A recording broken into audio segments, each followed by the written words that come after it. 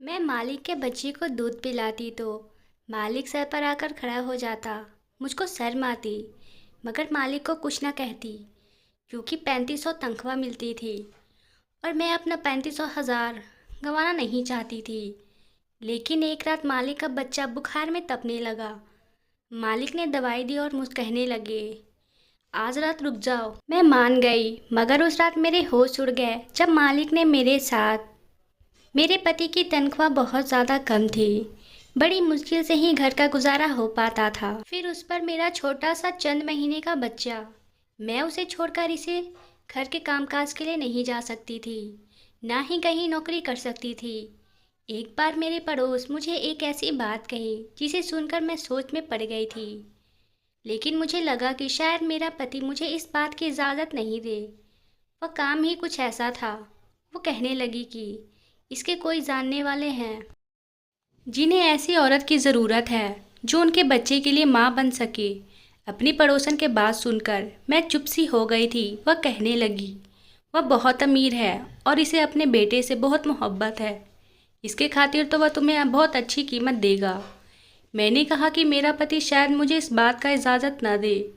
मेरी पड़ोसन कहने लगी, एक ही बार तुम पहले मेरे साथ चलो और उनसे पूछो कि वह तुम्हें इनकी क्या कीमत देंगे। अगर वह पैसे बहुत ज़्यादा हुए तो जाहिर सी बात है तुम्हारा पति इनकार नहीं कर सकेगा, क्योंकि तुम्हें पैसे की ज़रूरत तो है ना। फिर वह अच्छी खुराक भी देंगे और फिर तुम्हारे बच्चे को भी इस चीज़ का फ़ायदा होगा। यह सोचकर मैं चुप सी हो गई थी। जाहिर सी बात है मेरे पति की बहुत कम तनख्वाह थी। मेरा इसमें गुजारा बसर नहीं हो पाता था और ना ही मैं अच्छा खाना खा सकती थी। मेरा बच्चा बेहद कमज़ोर था और औलाद के खातिर मैं यह कदम उठाने के लिए भी तैयार थी। हालांकि किसी दूसरे बच्चे को गोद में भरना और अपने ही बच्चे के साथ इसे शामिल करना आसान तो नहीं होता, लेकिन अपने बच्चे के खातिर मैं यह सब करने के लिए तैयार थी। मुझे भी अपने पड़ोसन की बात ठीक ही लग रही थी कि पहले मैं उन लोगों से बात कर लूँ, ताकि अगर मुझे वहाँ से अच्छी तनख्वाह मिलने की उम्मीद हुई तो पति को भी मना लूँगी। अगले दिन मैं अपने बच्चे को गोद में लेकर पड़ोसन के साथ उनके बंगले में पहुँच गई। वह वाकई बहुत अमीर लोग थे। जब मैं अंदर गई तो इस घर की मालकिन टांग पर टांग रख के सोफे पर बैठी थी। बच्चा बहुत रो रहा था और एक नौकरानी की गोद में था जो इसे फीडर पिला रही थी, लेकिन बच्चा दूध नहीं पी रहा था। मालकिन ने मुझे सर से पैर तक बड़े गौर से देखा और उसके चेहरे पर नाराजगी सी लगी थी। कहने लगी, ना जाने तुम्हारे मालिक के दिमाग में कौन सा भूत सवार हो गया है। आजकल लोग डब्बे का दूध पिलाते हैं और बच्चे खिल जाते हैं, लेकिन नहीं, इसे अपनी बात ही पूरी करनी होती है। कहने लगी, बहरहाल यह मेरा मामला नहीं है। तुम्हारे मालिक अभी कमरे में हैं, बाहर आते हैं तो उनसे बात कर लो। यह कहकर वह उठकर बाहर चली गई और ड्राइवर को पकड़ने लगी। अपने शॉपिंग पर जाना है, इसलिए गाड़ी को रेडी करे। मैं तो इस औरत को देखकर हैरान सी रह गई थी। कैसी माँ थी। फिर मैं सोने लगी कि शायद कोई बीमार औरत है जो कि मजबूरी की हालत में अपने बच्चे को इसके हक से जुदा कर रही है। लेकिन यह तो हट्टी कट्टी औरत ही सेहतमंद थी, अपने बच्चे को माँ का प्यार दे सकती थी। लेकिन शायद आजकल की मॉडर्न किस्म की माएँ ऐसे ही होती हैं, अपने बच्चे को नौकरों के हवाले करम ही पलती हैं।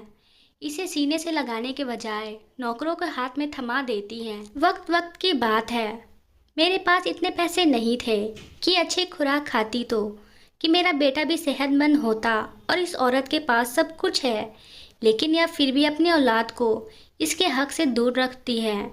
वो औरत जाग चुकी थी। कुछ देर बाद ही इस घर का मालिक कमरे से निकला और मेरी पड़ोसन से कहने लगा कि क्या यह है वो औरत। पड़ोसन कहने लगी, जी यही है। मेरी गोद में पड़े मेरे बेटे को उसने गौर से देखा था और फिर मेरी सेहत भी कोई बहुत अच्छी नहीं थी, मैं दुबली पतली सी थी। वह कहने लगा कि इन्हें तो खुद खुराक की अच्छी खासी ज़रूरत है, यह भला मेरे बच्चे को कैसे पाल सकती है। मैंने इसकी बात सुनकर कहा कि रोज़ी रोटी तो ऊपर वाले के हाथ में होती है। जिस रब ने बच्चे को खाने का जरिया बनाया है तो ताकत भी वही देता है। मेरी बात सुनकर इसमें बड़े ताज्जुब अंदाज से मुझे देखा था। कहने लगा मेरा बच्चा बहुत बीमार रहने लगा है क्योंकि इसे पाउडर वाला दूध माफिक नहीं है और मेरी बीवी किसी तौर पर राजी नहीं है बच्चे को इसका हक दे। अब मैं अपने बेटे की सेहत पर कंप्रोमाइज़ नहीं कर सकता। मैंने कहा कि आप मुझे कितने पैसे दे सकते हैं। मेरे सवाल पर कहने लगा जितने आप चाहें, मुझे पैसे देने में कोई इतराज़ नहीं है, मेरा बच्चा ठीक और तंदुरुस्त हो। उसने मुझे महीने के 50,000 का कहा था। यह सुनकर तो हैरत से मेरी आंखें फटी की फटी रह गई थी। क्या मेरी ज़रूरत से अच्छे खासे ज़्यादा पैसे थे? जब मैंने अपने पति को बताया तो पहले तो वह खामोश हो गया, लेकिन थोड़ी सी मिन्नत करने के बाद उसने मुझे इजाज़त दे दी। अगले दिन जब मैं इस बंगले में गई, माली घर पर ही मौजूद था। मुझे देखकर अपना बेटा मुझे पकड़ा दिया और कहने लगा, आज आपको दिन भर यही रहना पड़ेगा। हाँ, रात को 11 बजे के बाद आप जा सकती हैं। मैं अपने बेटे को भी साथ लाई थी। मैं एक नौकरानी के साथ एक कमरे में चली गई। वह कमरा इस बच्चे के लिए ही बना था। वह बच्चा रोए जा रहा था, शायद बहुत भूख की वजह से। मैंने उसे अपने गले लगाया और इसे चुप कराया। कुछ ही पल में वह सो चुका था, लेकिन इस बच्चे को मेरी गोद में देखकर मेरा बेटा बड़े गौर से मुझे देख रहा था। मैं अपने बच्चे के हक में किसी और को भी शामिल कर चुकी थी। मेरा बेटा बार बार मेरी तरफ लपक कर गोद में आने की कोशिश कर रहा था, लेकिन इस वक्त मालिक का बेटा मेरी गोद में था। मैं इसे ही सुलाने की कोशिश कर रही थी। मैंने अपने बेटे के चेहरे पर एक अजीब सी बेचैनी सी देखी थी। कुछ ही देर में मालिक का बेटा सो चुका था, लेकिन मेरा बेटा जब भी मेरी तरफ लपकता, मैं मजबूरन उसे खुद से पीछा छुड़ाने की कोशिश करती। मुझे लग रहा था कि जैसे मेरा बेटा भी रो देगा, इसलिए मैंने इस बच्चे के खिलौने अपने बेटे के आसपास रख दिए। मेरा बेटा खिलौने से बहक सा गया था। मैंने इस बच्चे को सुलाया और बेड पर लेटा दिया। कमरे में ऐसे भी ऑन था और फिर मेरे अपने बच्चे को भी भूख लग रही थी। कुछ इसका भी सोने का वक्त था। मैंने अपने बेटे को भी सुला लिया, लेकिन अब सोच रही थी कि इसे लेटाऊंगी कहाँ। बैठा तो उन मालिक का था और मालिक के बेटे का था। मैंने अपने बेटे को ज़मीन पर ही लिटा दिया और खुद भी उसके बराबर में बैठ गई। अभी कुछ ही देर हुई थी मेरे वहाँ बैठे हुए कि कमरे का दरवाज़ा खुला और एक नौकरानी कमरे में दाखिल हुई। इसके हाथ में दूध का गिलास था। वह उसने मुझे थमा दिया। मैं उसे हैरत से देखने लगी। कहने लगी, मालिक कहकर गए हैं इसे तुम पियो और कुछ देर बाद मैं तुम्हें फल भी लाकर दूंगी। वह भी सारे के सारे तुम्हें खाने पड़ेंगे। यह सुनकर तो मेरी हैरत हुई। मैंने कहा, मैं यह सब कैसे खाऊंगी? वह नौकरानी कहने लगी, मालिक का हुक्म है। वह कह रहे थे कि आप अच्छा खाएंगे, अच्छा पिएंगे, तभी उनका बेटा भी सेहतमंद रहेगा। मैंने दूध का गिलास पी लिया। पूरे 1 साल बाद मैं दूध का गिलास से पिया था, वरना तो रोज़ बस 2 घूंट दूध का कप चाय में डालकर पतली सी चाय ही पीने को मिलती थी। साथ ही साथ ना जाने क्यों मेरी आंखों से आंसू बह रहे थे। वक्त भी इंसान को कैसे कैसे कारनामे दिखाता है। कहाँ कि मैं एक एक रोटी को तरसती थी और यहाँ मेरे सामने दुनिया जहाँ की हर चीज़ें रखी थी। सिर्फ इस मालकिन के बच्चे की वजह से 4-5 दिन में मेरी सेहत में काफ़ी अच्छी फ़र्क आना शुरू हुआ था। लेकिन एक चीज़ जो मैंने महसूस की वह यह थी कि जब भी मैं मालिक के बेटे को कमरे लेकर जाती, कुछ देर बाद ही मालिक किसी न किसी बहाने से कमरे में आ जाता। मुझे बड़ी अजीब सी नज़रों से देखते। मुझे उलझन सी महसूस होती। मैं फ़ौरन से उसके बच्चे को गोद में उतार देती और मुझे अपने बेटे के बारे में पूछने लगते। मुझे अपने मालिक की हरकत बहुत बुरी सी लगती थी कि क्या वो कमरे में बिना इजाज़त चले आते हैं। जब 4-5 दिन यही सिलसिला जारी रहा तो फिर मैंने एक दिन कह ही दिया, देखिए मुझे यूँ अच्छा नहीं लगता, बार बार कमरे में क्यों आते हैं। मेरी बात पर इनके माथे पर बल पड़े। कहने लगे, सच्ची बात बताऊं आपको? मैंने कहा, जी कहिए। वह कहने लगा, देखो मैं आपको जो खाने पीने में इतनी चीज़ पेश करता हूँ, सिर्फ इसलिए करता हूँ कि ताकि मेरा बच्चा अच्छी सेहत का हो चुके। मुझे यह वहम रहता है कि आप मेरे बेटे की बजाय अपने बेटे से ज़्यादा प्यार करती हो, ज़्यादा तवज्जो देती हो। मैं अगर पैसे खर्च कर रहा हूँ तो अपनी औलाद के लिए कर रहा हूँ। यह सुनकर तो मेरे दिमाग कर घूम कर रह गया था। क्या समझता था वह मुझे? क्या मैं बेईमान हूँ? इसको पीकर मैं अपने बच्चे को सेहतमंद करूँगी और इसके दर को पूछूंगी भी नहीं या इसे भूखा रखूंगी। मैंने कहा, साहब मैं गरीब ज़रूर हूँ लेकिन मैं बेगैरत नहीं हूँ। मुझे नमक की वफ़ा करने की अच्छी सी आती है। अगर आपको ऐसे ही शक है तो ठीक है, आप किसी और को रख ले। यह कहने के बाद मैंने अपना बच्चा गोद में उठाया और बाहर जाने लगी। वह मुझे पीछे से पुकारता रह गया लेकिन मैं एक मिनट भी वहाँ ना रुकी और अपने घर आ गई। मैं गरीब ज़रूर थी लेकिन बेगैरत हरगिज़ नहीं थी। इतनी बातें सुनने के बाद भला मैं क्यों वहाँ पर गई? मैं अपने बच्चे का हक इसके बेटे को दे रही थी। इसके ख्याल भी बहुत रखती थी। जब तक मैं वहाँ होती इसके बच्चे को संभालती थी और अपने बच्चे को इसके खिलौने से बहलाती रहती। हालांकि मेरे बेटे का हक था कि मैं इसे ध्यान देती। इसी रात मुझ पर एक और मुसीबत टूट गई। मेरा पति वापस घर ही नहीं आया था। रात के 12 बज चुके थे तो मैं बहुत परेशान थी जब मुझे फ़ोन आया और किसी ने मुझे यह बताया कि मेरे पति का एक्सीडेंट हो गया है। यह सुना था कि मैं अस्पताल पहुंची। मेरे पति की मौत हो चुकी थी। वह बुरी तरह जख्मी हुआ था। जब मुझे डॉक्टर ने आकर बताया कि मेरा पति अब इस दुनिया में नहीं रहा तो मैं बेहोश होकर गिर चुकी थी। कभी अपने कुछ महीने के बच्चे को देखती तो कभी अपने पति के मुर्दा शरीर को। मैं फूट फूट कर रोने लगी। कुछ समझ नहीं आ रहा था कि क्या करूं। हमारे घर में लोगों की भीड़ थी।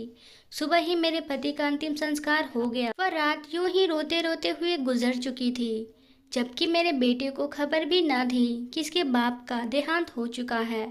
जो भी मुझे और मेरे बच्चे को देखता यही कहता कि तुम जवान हो और यह मासूम बच्चा आगे की जिंदगी कैसे काटोगे? तुम्हारा पति तो तुम्हें इस जवानी में ही इस दुनिया से छोड़कर चला गया।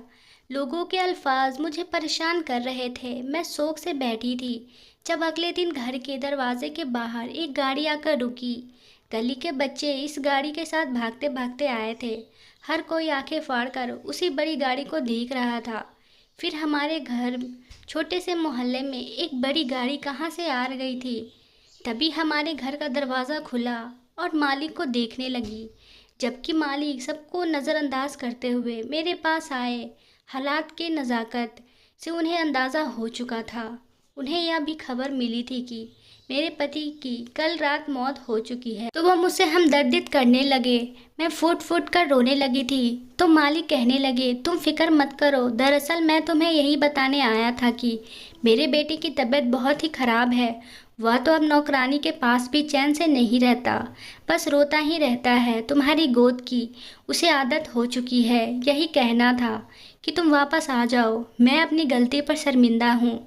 बस अपने बच्चे को लेकर थोड़ा परेशान हो गया था क्योंकि जिस बच्चे की सगी माँ इसकी सगी नहीं हुई तो भला मैं इसकी मुंह बोली माँ पर एकदम से कैसे यकीन कर सकता था। मालिक भी अपनी जगह ठीक थे। उन्होंने मेरे हाथ पर कुछ पैसे रखे और वहाँ से चले गए। मेरे पति की तो मौत हो चुकी थी मगर घर का राशन भी खत्म होने को था। वही मुझे कई बार नौकरानी का फ़ोन आ चुका था कि मालिक का बेटा बड़ा ही बीमार है। सिर्फ मेरी ही गोद में उसे सुकून मिलता था। मुझे इस बच्चे की भी फिक्र थी। आखिर को मैं एक माँ थी। मेरी गोद में भी मासूम बच्चा था। भला मैं दूसरे बच्चे की कैसी नहीं फिक्र कर सकती थी। इसी रोज़ मैंने मालिक को फ़ोन किया तो उन्होंने गाड़ी भिजवा दी जिसमें बैठकर मैं मालिक के घर पहुंची थी। मेरी हालात काफ़ी ख़राब थी मगर इसके बावजूद मैंने जैसे ही मालिक के बच्चे को उठाया तो वह फ़ौरन खामोश हो गया और मेरे साथ खेलने लगा। इसे तो जैसे कि मेरी आदत सी हो चुकी थी, हर वक्त मेरे पास ही रहता।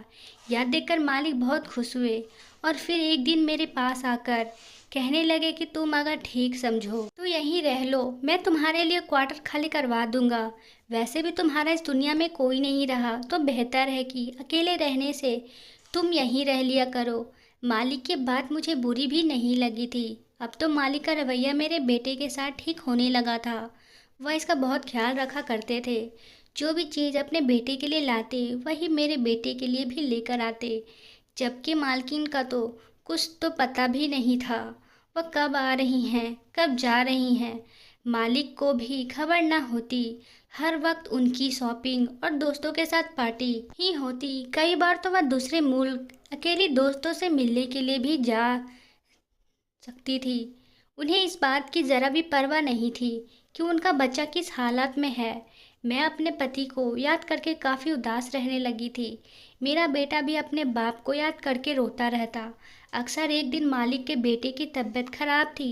मैं क्वार्टर में जाने लगी तो मालिक बोले, आज तुम यहीं रह जाओ, मेरे बेटे के पास कमरे में ही सो जाना। मेरे बेटे की तबीयत खराब है और वह सिर्फ तुम्हारे पास ही पल सकता है। मजबूरन मुझे वहीं रुकना पड़ा। आधी रात को मालिक का बेटा भूख की शिद्दत से जागा तो मैंने इसे दूध पिलाने लगी, मगर तभी मालिक कमरे में चले आए। मैं अपने ही ध्यान में बैठी थी। जब कदमों की आहट सुनी तो घबराकर मालिक के बेटे को खुद से दूर करने लगी। वह सो चुका था और इनकी तबीयत भी कुछ ठीक नहीं थी। मेरी हड़बड़ाहट देखकर मालिक मेरे सामने कुर्सी खींचकर बैठ गए और फिर जो बोले वह सुनकर मेरे कदमों से नीचे से जमीन निकल गई थी। मालिक कहने लगे कि देखो, जो मैं कह रहा हूँ वह ध्यान से सुनना।